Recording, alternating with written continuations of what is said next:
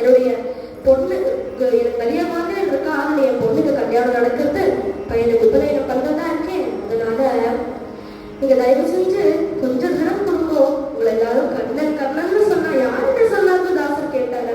எந்த விஷயமா இருந்தாலுமே தாசர் ரொம்ப ஸ்ட்ரெயிட் ஃபார்வர்ட் இல்லையா, அதனால கேட்டாராம். இந்த மாதிரி நிறைய சம்பாதங்கள் அவர்களுக்கு நடுவுல நேர அந்த சமயத்துல இவர் சொன்னாராம், சரி நான் கடம்பறேன். அங்க சாட்சாத் மகாலட்சுமி சுரூபமா இருந்து இப்பதான் ஏறுதலையோட லக்ஷ்மிங்கிறோமே, லக்ஷ்மி மாதா சாட்சாத்காரமா இருந்தாங்கன்னா அது யாருன்னா இங்க இருக்கக்கூடிய தாசர்வாளுடைய பத்னி. சில பேர் சரஸ்வதி பாயின்னு சொல்லுவார், அடியனோட ஆச்சாரியர் லக்ஷ்மி பாயின்னு சொல்லுவார். நாம்னா லக்ஷ்மி பவித்ரதா தயாசீலா தர்மனிஷ்டாச்ச ஔதாரிய குண சம்யுக்தான கருணை வடிவமாக கற்பனை தருவாக இருந்த அவளோ என்ன பண்ணான்னா உடனே கிடுகிடுன்னு தன்னுடைய நிலையுயர்ந்த மூக்குத்தியை கைட்டி கொடுத்துடுறான். அப்போ மூக்குத்தி எங்கன்னு தாசர்வாள் அவர் அந்த பிராமணர் திரும்பி வந்து அதை காமிச்ச உடனே தெரிஞ்சதுக்கு அப்புறம் கேட்கிறாராம் இவள்கிட்ட. அப்போ துளசி கோமலமேனின்னு அவருடைய பாதங்கள்ல விழுந்து சரணாகதி அடைய அவளுக்கு துளசியுடைய ஒரு சின்ன இடத்துலேருந்து அந்த இலையிலேருந்து அந்த மூக்குத்தி கீழே விழ கையில எடுத்துட்டாளாம்.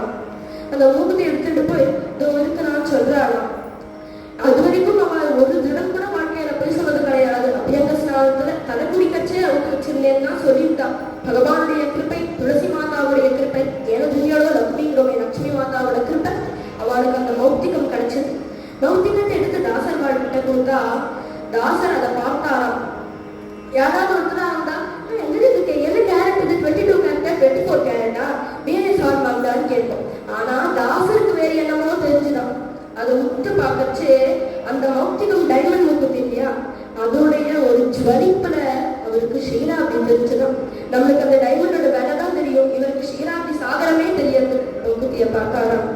சாகரத்துல பகவான் சேஷசாயியாக படுத்துட்டு போகேந்திர சாயினம்ங்கிறோமே படுத்துட்டு சொல்றாராம், ஹே நாரதா, லோகத்துல சங்கீதத்தை பரப்புறதுக்கு பக்தியை சொல்லி கொடுக்கறதுக்கு ஒரு மகான் வேணும்.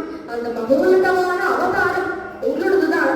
நீங்களே நாரதரே புரந்தரதாசராக பூமியில் அவதாரம் பண்ணணும்னு சொல்றார். இதை பார்த்த உடனே நாரதர் கேட்டாராம், நம்மளுக்காக கேட்டாரு, அவருக்கு எல்லாமே தெரியும். காமினி காஞ்சனம் கீர்த்தி போன்றவற்றை நான் சிக்கிவிட்டேன்னா சிக்க மாட்டாய், சிக்கினால் தடுத்தால் கொள்வேன் அப்படின்னாரா பகவான். சொன்ன க்ஷணமே அவருடைய பாதங்களை விழுந்துட்டு நாரதர் போனாராம். இதை பார்த்த உடனே தாசர் பார்த்தார். ஒரு தன்னோட மொத்தம் 30 வருஷ வாழ்க்கையும் அதுலயே ஒரு சம்மரி ஆயிடுது. ரெடாயிரத்து நினைச்சுட்டாரா. கண்ணுல தண்ணி வர வர எப்பவுமே சிவபந்துவராடி துக்கத்துக்கு ராகம்னு சொல்லுவார். இந்த இடத்துல அவருடைய ரியலைஸ்மெண்ட்டுக்கு செல்ஃப் ரியலைஸ்மெண்ட்டுக்குன்னு வந்த ராகம் இது.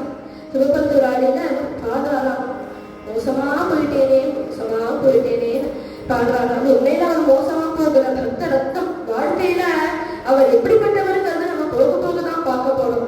அவர் லஜ்ஜையை விட்டார், கையில கெஜ்ஜை எடுத்துட்டாராம். 30 வருஷம் வேஸ்ட் பண்ணிட்டா போராது, 30 வருஷத்துக்கு அப்புறம் இன்னும் வாழ்க்கை இருக்கேன்னு நினைச்சுட்டாராம். பரமாத்மாவான அந்த பகவானுடைய பற்பதங்கள் சரணாகதி அடைந்து ஒரு தைரியத்தோட கிளம்பினாராம். நம்மளால நம்ம வாழ்க்கையை விட்டு அவ்வளவு தைரியமா ஒரு க்ஷணத்துல போக முடியுமான்னா தாசரால போக முடியும். அதனாலதானே நம்ம ஒரு பக்தரத்னம்னு சொல்றோம், ஒரு சிரோமணின்னு சொல்றோம்.